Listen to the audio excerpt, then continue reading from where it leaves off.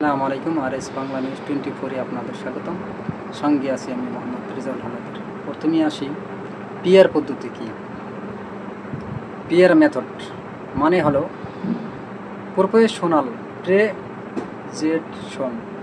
এটি একটি নির্বাচনী পদ্ধতি যেখানে জনগণের দেওয়া ভোট অনুযায়ী রাজনৈতিক দলগুলো সংসদে আসন পায়। এই পদ্ধতিতে বাংলায় বলা হয় আনুপাতিক প্রতিনিধিত্ব পদ্ধতি। সহজভাবে বললে, যে দলের যত শতাংশ ভোট সে দলের তত শতাংশ আসন। উদাহরণ দিয়ে বুঝি। পিআর পদ্ধতিতে আসন 100 হলে দল ভোট পেয়েছে 100 আসনের সংসদ। এ দল 50% ভোট পেয়েছে, অর্থাৎ 50টি আসন পেয়েছে। বি দল 30% ভোট পেয়েছে, অর্থাৎ 30টি আসন পেয়েছে। সি দল 20% ভোট পেয়েছে, অর্থাৎ 20টি আসন পেয়েছে। এতে করে সবার ভোটের মূল্য সমান হয়। এটা বাস্তব কথা। বাংলাদেশ এখন কোন পদ্ধতি? বর্তমানে বাংলাদেশে চলে FPTP পদ্ধতি, অর্থাৎ ফার্স্ট পাস্ট দ্য পোস্ট, যেখানে যেই প্রার্থী সবচেয়ে বেশি ভোট পায় সে জিতে যায়, বাকিদের ভোট নষ্ট হয়ে যায়। পিআর পদ্ধতির সুবিধা: ছোট দলগুলো সংসদে প্রবেশের সুযোগ, সংখ্যাগরিষ্ঠতা না হয়েও কেউ পুরো সংসদ নিয়ন্ত্রণ করতে পারে না।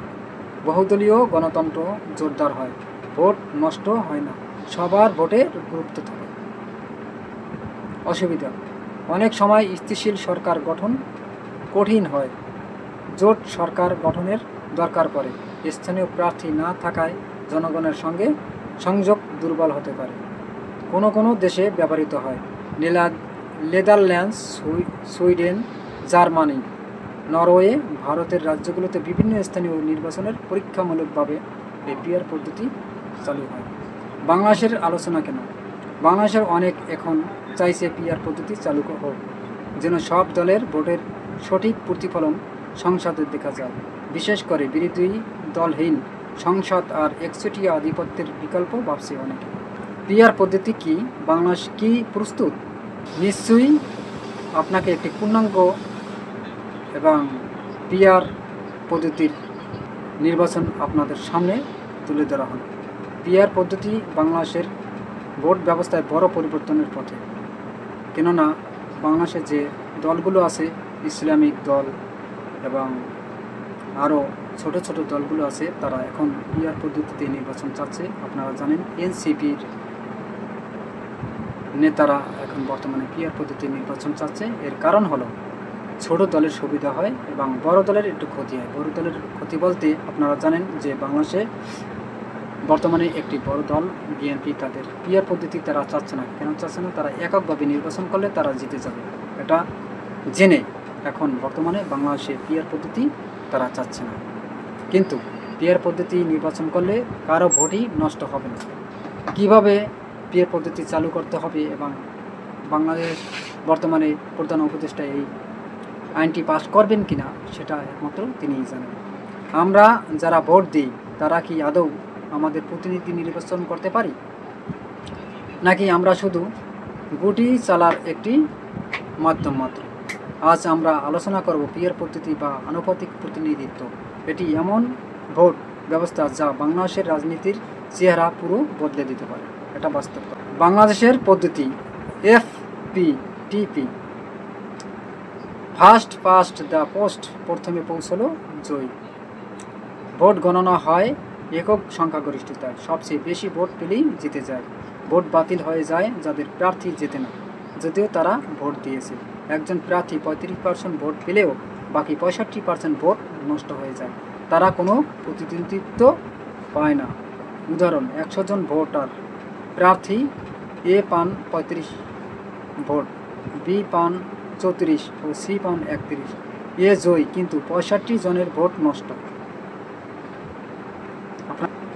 আপনাদের বোঝাতে চেয়েছি কি যে 100 ভোটের ভিতর যদি একজন ভোট পায়, মনে করেন 35%, অর্থাৎ 35 জন, এবং বাকি সেকেন্ড দল যদি পায় 34 এবং তৃতীয় দল যদি পায় 31, তাহলে 34 আর 31 মিলে হয় 65, আর 35 জন যে ভোট পায় সে তো নিয়ম অনুযায়ী জিতে যাবে বর্তমান বাংলাদেশের নিয়ম অনুযায়ী। কিন্তু এই যে 65% যারা পাবে ভোট তাদেরটা কিন্তু নষ্ট হয়ে যায়। তাহলে যে ভোটাররা 65% লোকের সাধারণ মানুষরা ভোট দিয়েছে তাদের মনের অবস্থা কী হবে? অর্থাৎ আমরা ভোট দিলাম, আমাদের প্রার্থী জিতল না, তাহলে তারা হয়তোবা মনের ক্ষোভে ভোটের আগ্রহটা হারিয়ে ফেলে। আমি মনে করি পিআর পদ্ধতি যদি চালু হয় বাংলাদেশে একটা পরিবর্তন হওয়ার সম্ভাবনা থাকবে এবং দুর্নীতি তো কিছুটা কম হবে। পিআর পদ্ধতির কি পূর্ণরূপ? Professional representation. ভোটের পরিমাণ অনুযায়ী আসন বরাদ্দ হয়, ভোটের মান থাকে অক্ষুণ্ণ, জনগণের বাস্তব ভোটের প্রতিফলন সংসদে দেখা যায়। উদাহরণ: এ দল 40% আসন, বি দল 35% 35টি আসন, সি দল 25% 25টি আসন।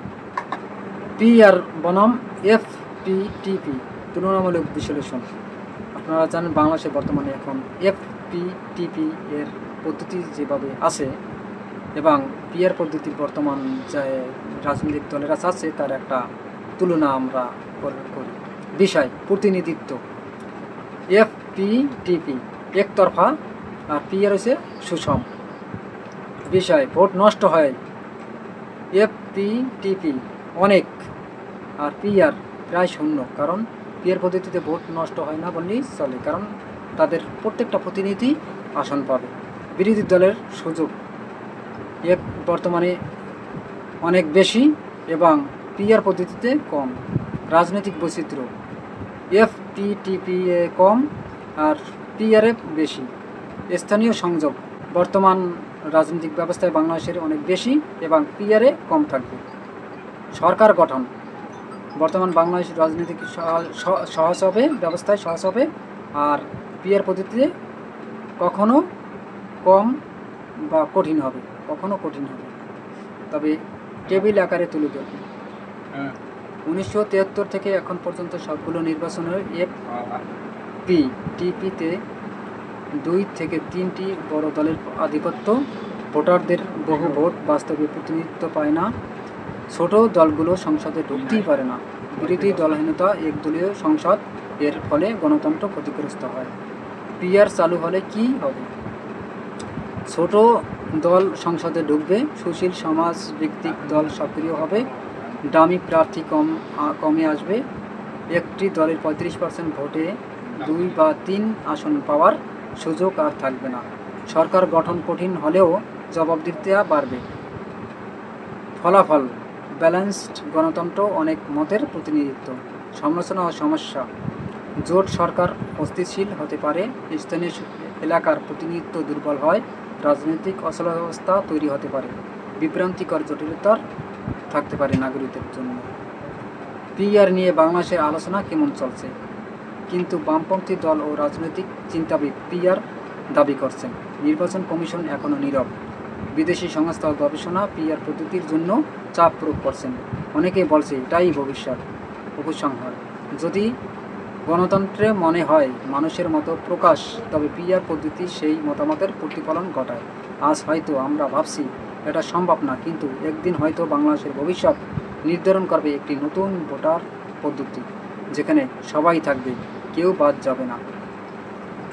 প্রশ্ন উত্তর: টু কল অ্যাকশন। আপনি কি চান পিআর পদ্ধতি চালু হোক বাংলাদেশে? প্রশ্ন: বর্তমান বাংলাদেশের রাজনৈতিক পদ্ধতি এফপিটিপি কেমন কাজ করছে বলে মনে করেন? লাইক দিন, RS বাংলা নিউজ 24-কে সাবস্ক্রাইব করুন আর কমেন্টে আপনার মতামত জানাতে ভুলবেন না। পিআর পদ্ধতি কেমন নির্বাচন হবে বাংলাদেশে আপনাদের মতামত জানিয়ে, এবং আজকে আমি আমার একটু মতামত ব্যক্তিগত জানাই যে পিআর পদ্ধতি হলে বাংলাদেশে খুব একটা ভালো নির্বাচন পদ্ধতি বলে আমি মনে করি। এখানে কেউই বঞ্চিত হবে না। আজ সবার প্রতি মঙ্গল এবং শুভ মঙ্গল কামনা করে আমি আমার ভিডিওটি এখানেই শেষ করছি। আসসালামু আলাইকুম ওয়া রাহমাতুল্লাহি ওয়া বারাকাতুহু।